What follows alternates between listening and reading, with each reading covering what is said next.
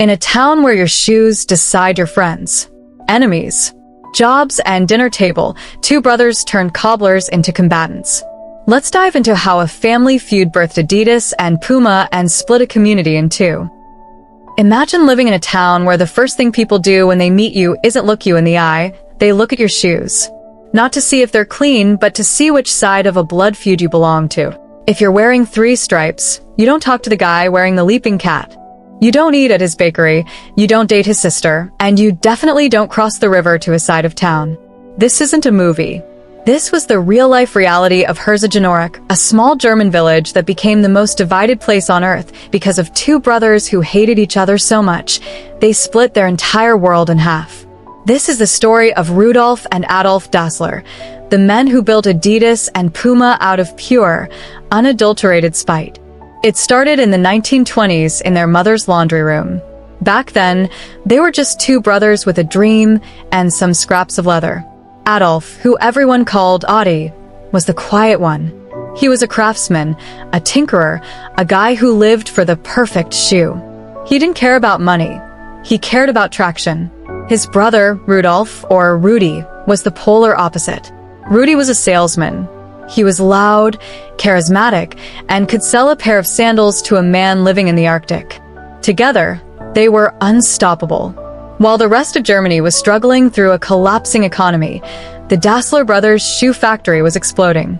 Adi was inventing the world's first specialized track spikes, and Rudy was making sure every athlete in Europe knew their name. They were living in the same house, raising their families under one roof, and building a fortune.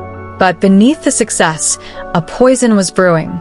It started with small things: wives who didn't get along, arguments over dinner, and a fundamental clash of personalities. Adi thought Rudy was too flashy.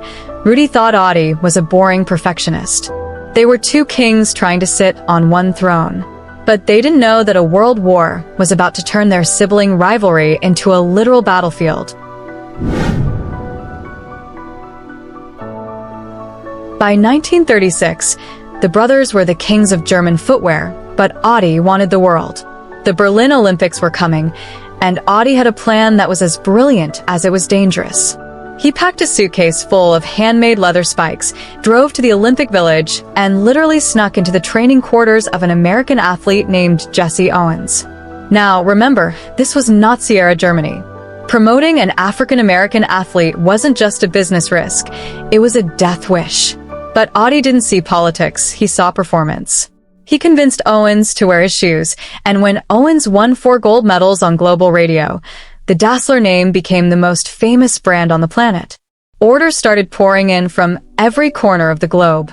They were millionaires. They were untouchable. But success didn't heal the rift between the brothers. It acted like gasoline on a fire. They were forced to live in the same villa with their wives, and the house became a war zone. The wives hated each other. The brothers stopped eating at the same table.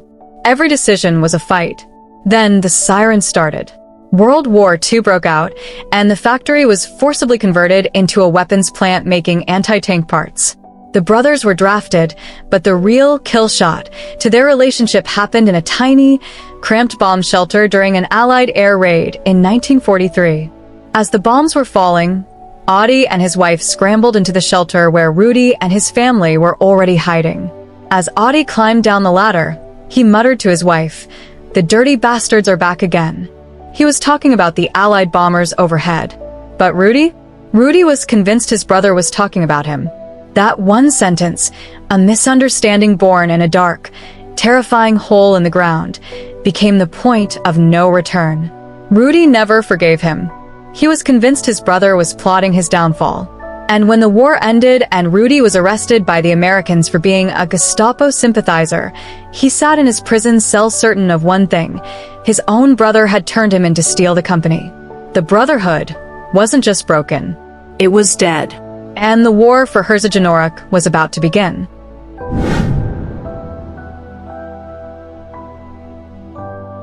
In 1948, the silence in the Dassler house finally broke, but it wasn't with a handshake.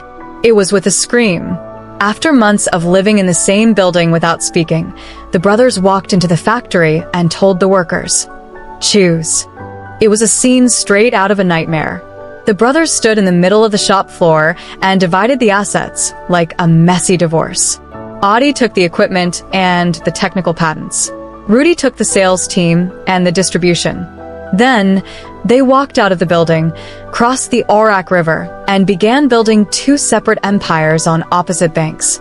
Adi stayed on the north side and registered a new company name, a mashup of his nickname and last name, Adidas. Rudy moved to the south side and tried to call his company Ruda, but it sounded too clunky. He wanted something fast, something sleek. He chose Puma. But they didn't just build factories. They built a wall, not of bricks, but of blood. The river became the DMZ. If you worked for Adidas, you didn't dare set foot in a pub that served Puma workers. If you were a Puma family, your kids didn't play with Adidas kids. The town became known as the town of bent necks. Why? Because whenever two people met on the street, they wouldn't look at each other's faces. They would look down at the shoes first. If you were wearing the wrong brand, the conversation was over before it started. The hatred was so deep it became a corporate religion. At the Adidas factory, there was an unwritten rule. If a delivery driver showed up wearing Puma shoes, he wasn't allowed to unload his truck. He had to go buy a pair of Adidas or leave. But the brothers weren't just fighting over the town. They were fighting for the soul of the greatest athletes on earth. They started a bidding war that changed sports forever. They weren't just selling shoes anymore. They were buying loyalty. They would show up at track meets with suitcases full of cash, bribing sprinters to switch shoes minutes before a race. Rudy was desperate to prove he was the better businessman. Adi was desperate to prove he was the better inventor. They spent millions of dollars on lawsuits, accusing each other of stealing designs, logos, and even shoelaces.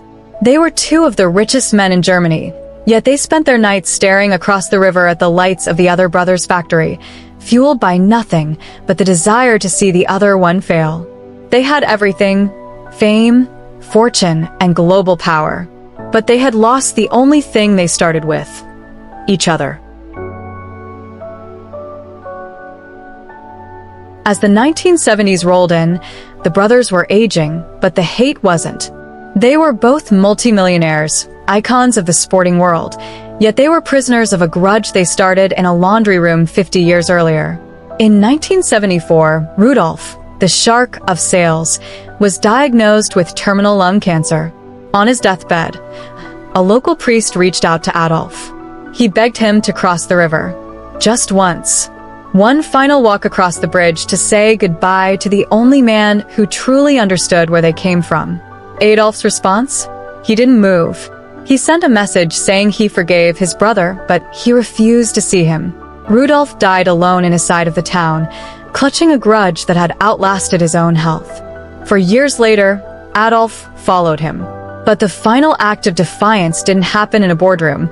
It happened in the cemetery. Even in death, they couldn't stand to be near each other.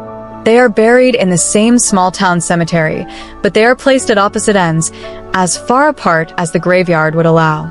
But here's the part that should make you pause.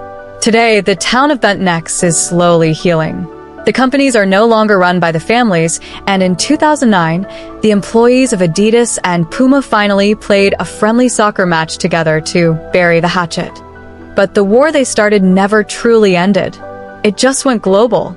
Every time you see a Nike versus Adidas debate or a Puma celebrity endorsement, you're seeing the ripples of a sibling rivalry that got out of hand.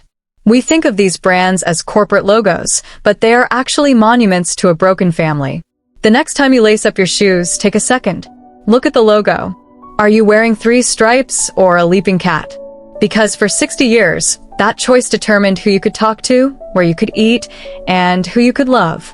If you think a family feud should never go this far, hit the like button and tell me in the comments, are you Team Adidas or Team Puma?